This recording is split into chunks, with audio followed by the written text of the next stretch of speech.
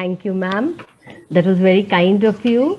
A warm good afternoon, Madan madam, all dear colleagues from SVT College who are doing a magnificent job of having all of us come together at this platform, and all my dear colleagues from all other colleges.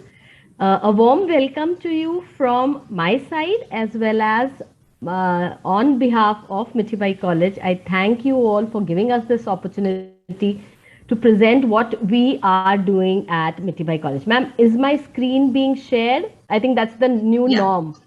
Yes, we can see it, ma'am. We can see it. Yeah. So the reason why Archana ma'am rightly mentioned about Mithibai College being doing good in administration is because we have 6,000 odd students in our degree program and another 5,000 in our junior college. So we are effectively somewhere close to 11,000 students in the college, with in the PG having 13 UG programs which are aided as well as the self-finance courses. We have almost 12 out of our 19 courses in PG. We have post-graduation in most of the departments which are running UG programs, and we have 9 programs where even PhD students are registered with Mithibai College. To take care of this, on the rolls are 136 degree teachers and 101 junior college teachers. So we have 158 non-teaching staff. Additional to this are teachers which come on visiting basis, which amount to close to 60 teachers. For Mithibai College, we are an autonomous college since 1819 and granted 5 crores under RUSA 2 Component 8. We have the DBT Star College status, the FIST, DST FIST grant we have, and we have been awarded the best college in University of Mumbai. We are in the top ranking institutes in under education world and in India today in our arts, science, commerce, the 3 faculties. In science and arts, we are at the topmost, closely at number 2 in commerce. Now, with such a huge array of students, such a huge array of higher education expertise which is being catered, digitization becomes very, very important for successful governance.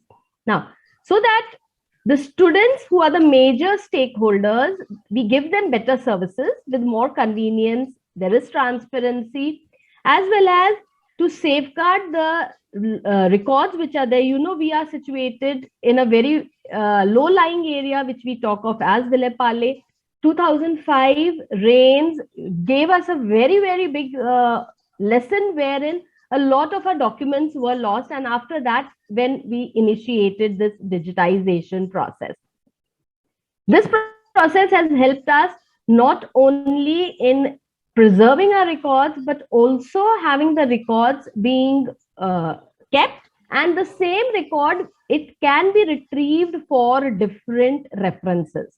So that ease has come in with digitization, giving a lot of relief to our staff and to the bulk paper filing that is associated. And obviously, in a place like Vile Parle, it does save expensive floor space. So I'd like to start with how we started digitization. So what we did was, whatever were our records in our college, we have scanned all those records and kept it. So as all our approvals from the university, all our old records of faculty, students, whatever was there which survived the 2005 water blockage that had happened, we have digitized everything. It's not only that, even the records of the students with reference to what was their the process of admission. We've kept all admission records.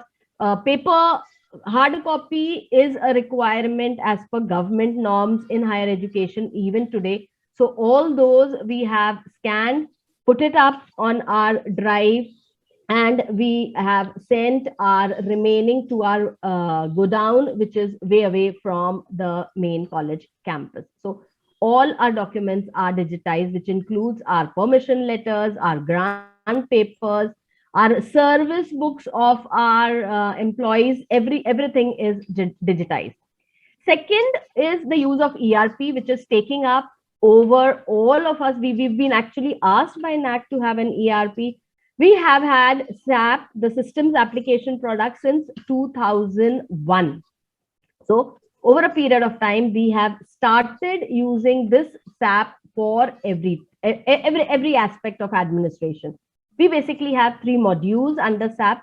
One is called the Students Life Cycle Management, wherein our admission list is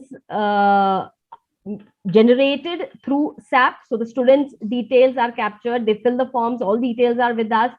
Depending on that, as per the merit list is generated through SAP. Those students whose name features in the merit list, for them, the fee portal automatically opens. Once this admission is done, the courses which are being offered under that program are already booked in SAP. So at the press of a button, I know a particular student. I just have to type his name. If there are repeated a person with a similar name, I will get an option, and then if I know which is the program, I can get the entire detail of the student. We use the same SAP for sending our students admit cards before their examination. Yes, not to forget, at Mitibai College, we are very, very stringent with attendance norms. 75% attendance overall, 70% in every course is a basic requirement. So if your attendance is also captured in SAP, so if you are eligible, you will get your admit card. And earlier, when we were not doing online, we were doing physical examination. At that time, our bar coding was also done and the results were in SAP. So the correction of papers, the evaluation was totally anonymous, giving it a very, very transparent look. So we have all these modules which are under the student life cycle. Our finance, accounting, as well as procurement is also done. So today, if in case I am running short of a chemical in my lab, all of a sudden I realize I can easily log on to SAP and see, okay, is this chemical available in any other place? I can borrow it and continue my work uninterrupted. So finance, accounting, procurement, all through SAP, including human resource management. Though now for human resource management, we are moving over to Oracle. We are not continuing with SAP. Now, just to share how the screen looks like. Now, this is the part which shows the master data of the student. So I have all details which were captured in the admission form with me at the click of a button. I have the modules. What is the module which the student is studying? What is it that he has already cleared? What are the grades? I can get that also through the click of a button.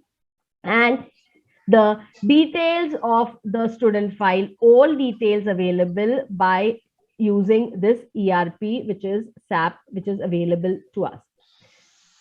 This is something which is really good we've done, and this is with this has been facilitated with the RUSA grant that we got. We have automated our library. So right from the book issue to the return of the book, everything is managed through technology. We have, for the visually handicapped, visually impaired students, a Braille embosser. Yes, Mitibai College does have good students coming in, but for those who are from vernacular lab, we've put up a language lab with CCTVs also put up in the lab. So this is how our RFID gate, which has been put up. So by chance, if a student is walking through, he has a book, he or she has a book which has not been issued, this gate is going to give you a warning. This is our kiosk, which is the self issue. I'll just show you how what we went ahead and did. Entire technology is on an RFID. So we've camouflaged the RF. If you see here, very lightly, you can see there's a chip which has been put. This has been put at different places in the book so that the students, they are a step ahead of us. we put it anywhere. So for them to remove that tag becomes difficult. After which, I need to place my ID card, which is also RFID tag, along with the book which I want to issue, and put it on this kiosk. I can have up to 7 books being kept here, all 7 being issued. As soon as I issue a book, I will get a receipt. This receipt is a documentary proof that the book has been issued. After that, I can clear the RFID gate and move across. When I want to return the book, I just need to drop this book into this. The RFID card would be tagged through this machine. Again, I will get a receipt stating that the book has been received by the library. So this is somewhere we've really, really gone ahead. I know examination evaluation, this is mainly academic, but yes, administration is important. So what we have gone ahead and done is to make the evaluation something which is very, very close to our president, is to have impartial evaluation. We have collaborated with TCS ION, wherein question banks are given by the contributors. It's collected as a bank. From that, just 2 hours before the examination, by a process of probability pickup, the system picks up the question and the question paper is generated, which is then cyclostyle, Xerox, and given to the student. So even the teacher who's the paper setter does not know 2 hours before what is the paper which will be generated through this system. Yes, we have on-screen marking, and we have started mapping our question papers by as per Bloom's taxonomy, and reviewing and auditing the question papers which are there. So this is how the homepage looks. This is the content authority engine. So for paper contributors, I can keep adding questions depending on, I get a screen which is like this. I need to select what type of a question it is, which subject it is, which paper, what is the marks, and just feed it. Thereafter, the controller of examination on the day of the examination uses this question paper management tool and generates paper for a particular day. We do have our OSM lab where evaluation is done, because the answer sheets are scanned and people are using them. Now, typically, through this system, the head of the institution every day gets what is the status of the papers which are evaluated, what are the remaining, what the entire statistics is coming to the head of the institution and the controller through SMS. So every day we can monitor what sort of work has been completed for evaluation. We have now, since we've moved on to online, started giving matrices where the teachers have to identify the type of the question out of the Bloom's taxonomy. We generally do not prefer to give remembering. So the 2nd to the 6th level is what we give. We classify the question as medium, hard, or easy, medium, or difficult. On an average, our papers are 20% easy, 40% difficult, and 40% moderate. So that's the framework we generally follow. Now, learning management system, we were having Blackboard earlier. Thereafter, we have shifted to a learning management system. This is called the Students Portal, which is developed by the management itself. So right from learning to evaluation is also possible through this LMS. We can have our notes updated, quizzes assigned, assignment give, which again undergo a plagiarism test on board, because we are also having Orkund with us. So we've integrated that. So the assignment comes to us, the results come to us with the content which has been copied. I have a tab here where I put the continuous internal assessments marks for the students, so that the students are aware of their progress in the courses and the program as such. So the students can keep monitoring. I want to make announcement with reference to attendance. I told you it has a big position at Mithila College. The students know who are defaulters, what is the attendance.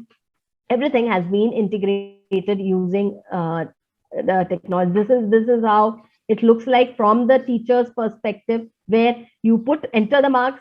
The marks, once they are entered, the EEC gives us certain days where the result is published.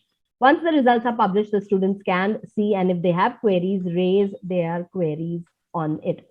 Our campus is again getting digitized.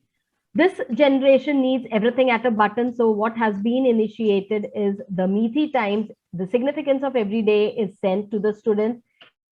In our lobby, we have big LED screens put up so that whatever is the news of the campus, be it with reference to statutory bodies, be it requirements, be it the events which are being held, everything is available.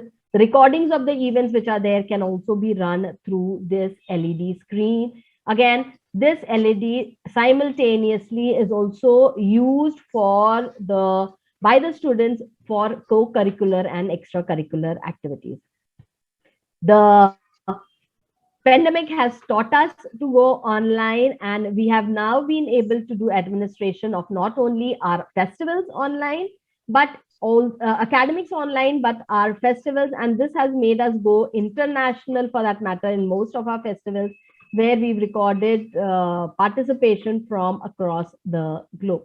So with that, I'd like to end, and whatever we are doing with reference to digitization, something which always has motivated me and the college, the best explained through Ron Lewis, is ensuring higher education is one of the most important things we can do for the future generation. So that's what we are working towards with our motto, higher and still higher. So that's from my end.